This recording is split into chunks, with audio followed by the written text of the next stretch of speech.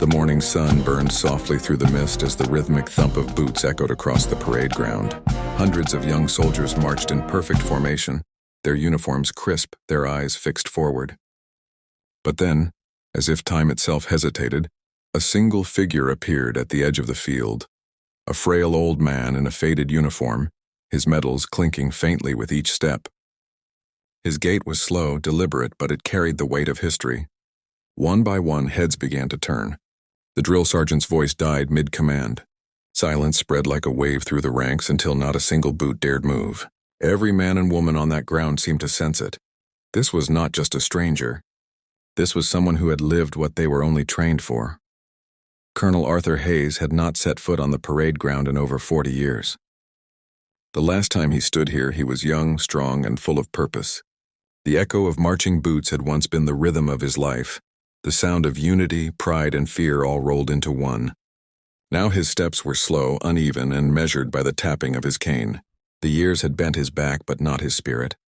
He wore his old uniform, neatly pressed despite its age, with ribbons and medals pinned carefully on his chest. A quiet map of battles fought and brothers lost. Every medal told a story, and every story carried a face he could never forget. The air smelled the same, sharp, metallic, mixed with the faint scent of wet earth and sweat. It was a smell that brought back decades of memory in an instant. The parade ground had changed. New buildings rose where barracks once stood. Fresh paint covered old walls, and the flagpole gleamed with polish. But beneath all the change, the ground itself felt the same under his boots. The same soil that once trembled beneath the roar of marching troops. The same earth that had absorbed the tears of men who left and never came back. As he walked forward, heads began to turn. The drill sergeant froze mid-command, his voice catching in his throat. The crisp sound of synchronized steps faltered and then stopped entirely. Every soldier on the field turned to watch the old man cross the open expanse. There was something in his posture, in the deliberate weight of his steps, that commanded respect more powerfully than any shouted order could. They didn't yet know his name, but they recognized his presence. It was the presence of a man who had seen things they could only imagine. Arthur's eyes moved slowly across the field. The young faces blurred in his vision, overlapping with the ghosts of the men he had once trained. He could almost see them standing there again. Private Lawson, always smiling even in the mud. Sergeant Finch, who'd kept morale alive during the longest nights. Captain Reed, his closest friend, whose final words still echoed in his dreams. They had all stood here once, laughing, sweating, shouting, alive. Now they lived only in his memory. He stopped near the center of the field and looked up at the flag fluttering high against the sky. For a long moment he simply stared. The flag was brighter now, the fabric newer, but the symbol was eternal. He remembered another day long ago, when the flag had been tattered and torn, raised by trembling hands after 3 days of relentless battle. Corva Ridge, a name that lived in military legend but haunted those who survived it. His unit had been outnumbered, trapped and battered by constant shelling. For 3 days they had held the line, refusing to retreat. When the dust finally settled, only 40 of them remained standing. The rest, friends, brothers, boys barely old enough to shave, were gone. Arthur had been among those who raised the flag afterward, his arm bleeding, his heart breaking. The world had called it a victory. He had always called it a loss too great to measure. He took another step forward, his cane sinking slightly into the soft dirt. He could hear faint whispers now. Soldiers at the edges of the formation murmuring, trying to figure out who he was. But he paid no attention. His eyes stayed on the flag, his mind adrift between past and present. The memories flooded back. The cold nights in makeshift trenches, the radio static carrying the last messages of dying men, the smell of smoke and iron, the distant cry of a bugle signaling retreat that never came. He remembered standing in the rain, writing the names of his fallen men in his notebook because he couldn't bear the thought of anyone forgetting them. As he reached the middle of the ground, a light breeze brushed against his face. It felt like the touch of an old friend. He closed his eyes for a moment and let it wash over him. He could almost hear their voices. Laughter, shouts, songs that echoed through the camps to keep fear away. He opened his eyes again and whispered quietly, "You're still here, aren't you?" The young soldiers watched as he stood there, lost in thought, his hand trembling slightly as he reached up to adjust one of his medals. The oldest of them, a sergeant with gray at his temples, recognized the medal, the Star of Valor, awarded only once in the last 50 years. His eyes widened as realization struck him. He whispered to the soldier beside him, and soon the name began to ripple through the ranks like a spreading flame. Colonel Arthur Hayes. Arthur heard the murmurs, but he didn't turn. He wasn't here for recognition. He was here because this ground, this space, was the last place he felt whole. Every part of him that war had taken, his youth, his friends, his peace, seemed to live here. He had promised himself he would come back one day, not as a commander, not as a hero, but as a man paying his respects to those who never got to grow old. He looked at the soldiers now, young, full of strength and pride. They stood straighter as they watched him, instinctively sensing they were in the presence of someone their instructors had spoken about in hushed tones. Hayes had become a legend in training manuals and history lessons, the man who refused to retreat, the man who carried 3 wounded men through enemy fire, the man who saluted his fallen before reporting victory. His chest tightened with emotion as he thought of how far the army had come. These soldiers would never know the horrors of trench warfare, the hunger, the endless fear. But they carried the same duty, the same unspoken promise to protect what lay behind them. And that was enough. He turned his gaze once more toward the flag and whispered, "They still march because of you, boys." For a moment, the parade ground was silent except for the faint rustle of the flag above. It was as if the world itself was listening. The sun broke through the clouds, casting a warm golden light on the old man's face. The soldiers didn't move. They didn't speak. They stood there, not out of command, but out of respect. Colonel Hayes took a deep breath and smiled faintly. The weight on his shoulders seemed a little lighter. He knew that as long as they remembered, as long as they stood trained and saluted that flag, the sacrifices of the past would never fade. The ground beneath his feet, soaked once in tears and blood, now echoed with strength and unity. As he stood there, cane in hand, surrounded by silence and honor, he realized something profound. The past wasn't gone. It was carried forward by every soldier on that field. And for the first time in years, Arthur Hayes felt peace. The parade ground was silent, frozen in an unspoken reverence.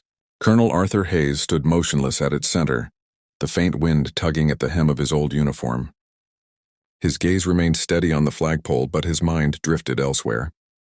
The soldiers around him, uncertain and awestruck, looked toward their sergeant for guidance.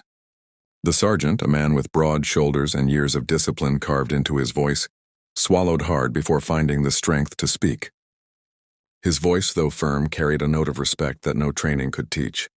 "Company attention," he shouted. The sound shattered the stillness. Instantly, hundreds of boots struck the ground in perfect unison, echoing through the air like thunder. Every soldier straightened their spine, eyes forward, shoulders squared. But the precision was different this time. It wasn't the mechanical obedience of a drill. It was instinctive, born of something deeper. They didn't know the full story of the man before them, yet something about his presence demanded the kind of respect that came not from rank, but from legacy. Arthur turned slowly toward them. His old eyes, pale with age but still burning with quiet fire, scanned the sea of young faces. He saw in them the same light he once carried, the hunger to serve, the pride of belonging to something greater than oneself. His lips trembled slightly, but his hand rose steady despite the years, and he gave a salute. It was a crisp, practiced motion, done countless times over a lifetime of service. His cane wobbled at his side. The medals on his chest caught the sunlight, and for a heartbeat, time seemed to stand still. Without hesitation, every soldier on that field returned the salute. Hundreds of hands rose simultaneously, palms forward, fingers stiff, faces solemn. The air grew heavy, the kind of silence that hums with emotion. No one dared speak.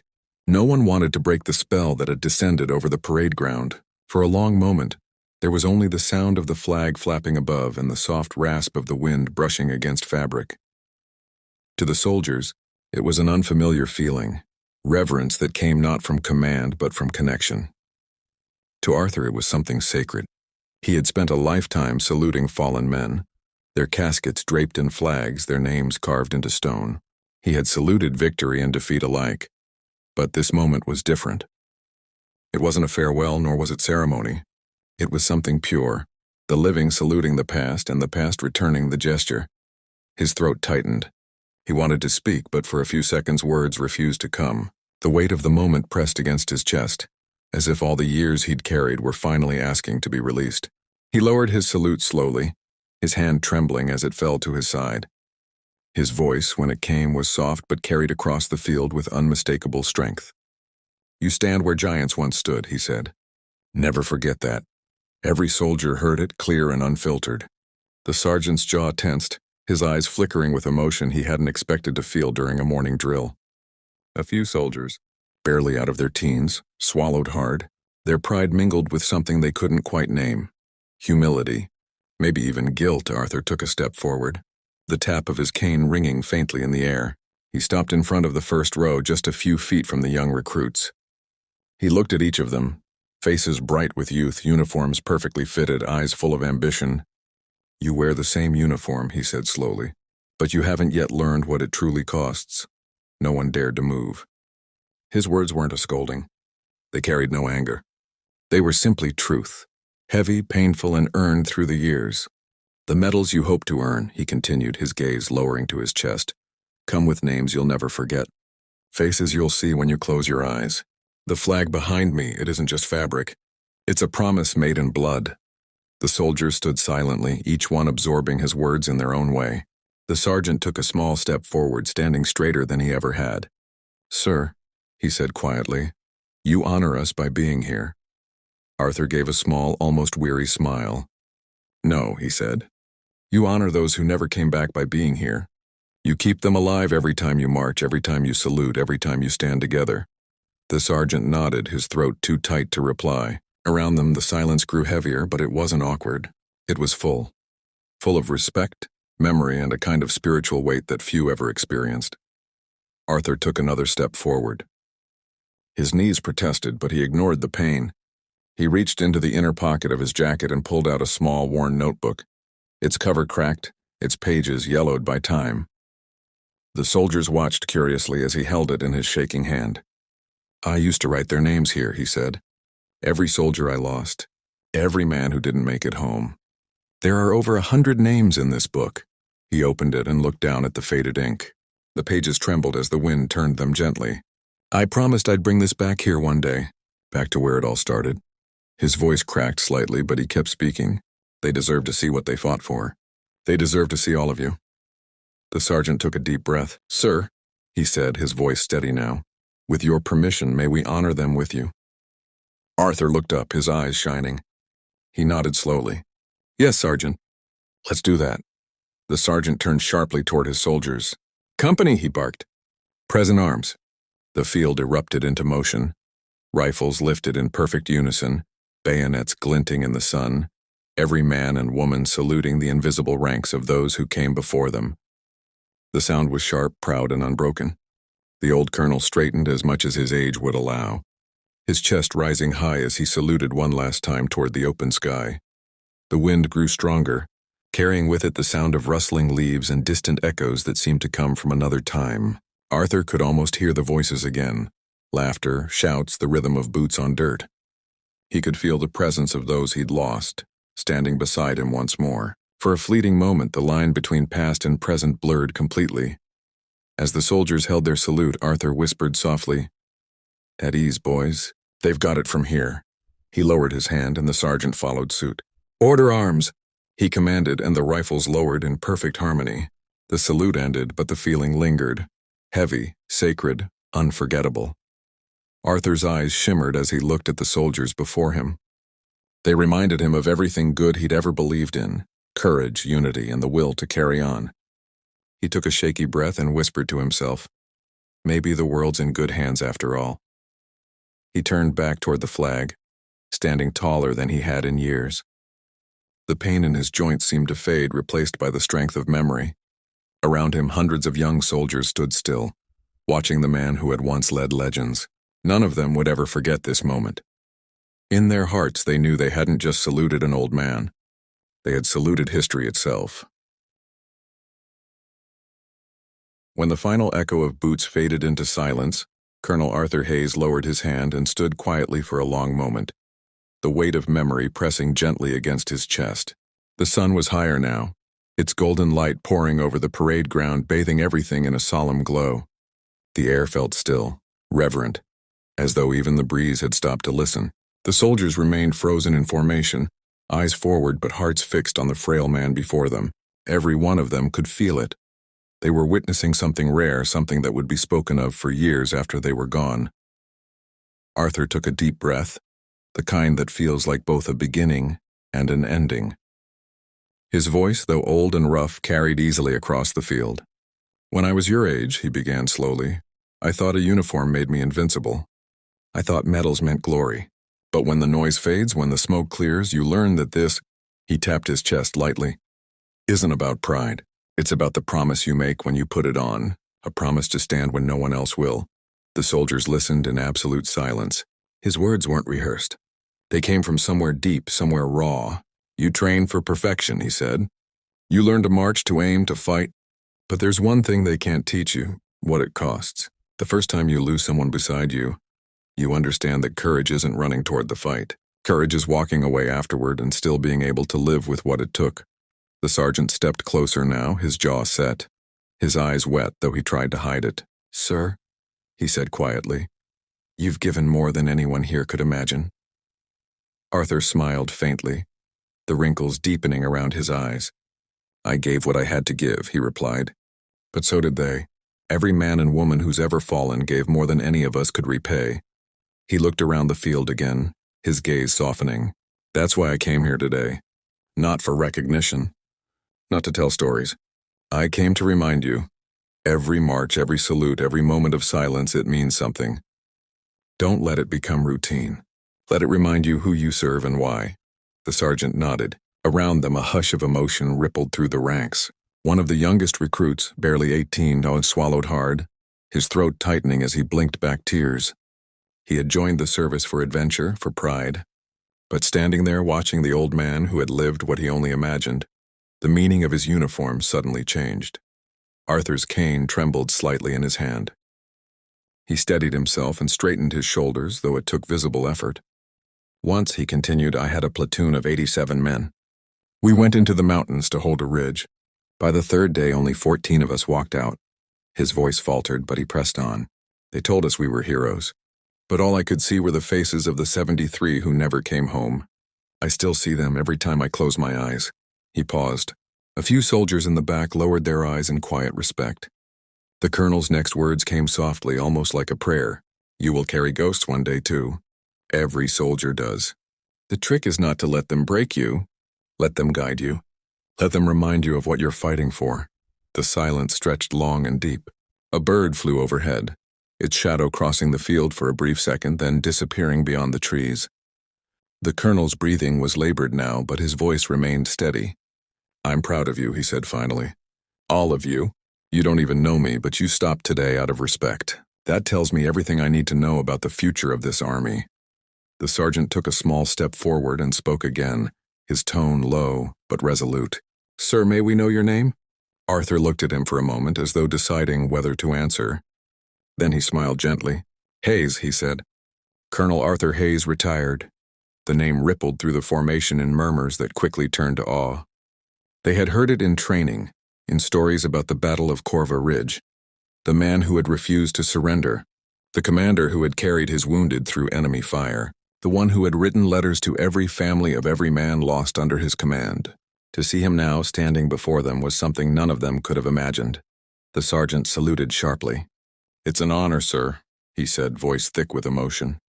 Arthur returned the salute slower but with a precision that hadn't faded in decades. "The honor's mine," he replied.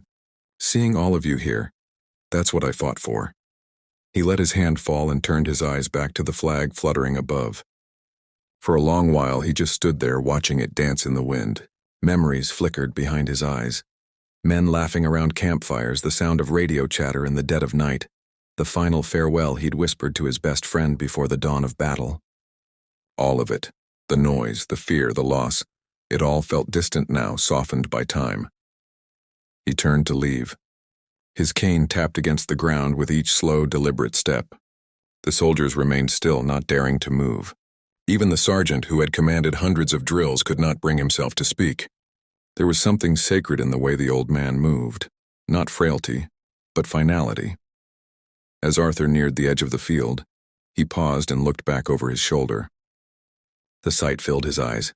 Hundreds of soldiers standing in perfect formation, the flag waving above them, sunlight gleaming off their uniforms. For the first time in many years, he felt peace. He gave one last nod, his lips forming a faint smile. "Keep them proud," he said softly, barely above a whisper. The sergeant waited until the colonel was several yards away before speaking. His voice was hushed but firm. "Company, stand fast." No one moved. Not a single soldier shifted, coughed, or blinked. They stood rooted in place, holding on to the moment as if afraid it might vanish. The colonel's cane made a soft rhythm on the pavement, tap, step, until it began to fade. The sergeant finally exhaled, lowering his gaze. He turned slightly to his men and said, "Remember that sound? That's the sound of history walking among us." The soldiers said nothing. Many of them would write about this moment that night, scribbling in journals or calling home to describe the quiet power of what they had seen. For years to come, new recruits would hear the story of the day an old veteran walked onto the parade ground and brought everything to a halt. Beyond the field, Colonel Hayes reached the gate. He stopped for a moment, looking up at the sky. The air smelled clean, warm, alive. He smiled faintly and whispered a few words no one else could hear. A name, a thank you, a farewell. Then he turned and walked away, each step measured, each breath calm. Behind him, the soldiers finally broke formation. They spoke quietly, moved slowly, their usual chatter replaced by reflection. Something in them had changed. The parade ground, which only an hour ago had been a place of drills and discipline, now felt like sacred ground. And though the colonel never returned again, his presence lingered there, in the echo of every boot that struck the earth, in every salute raised toward the flag, and in every young soldier who looked up at the sky and remembered the day when time stopped for a man who had already given it everything.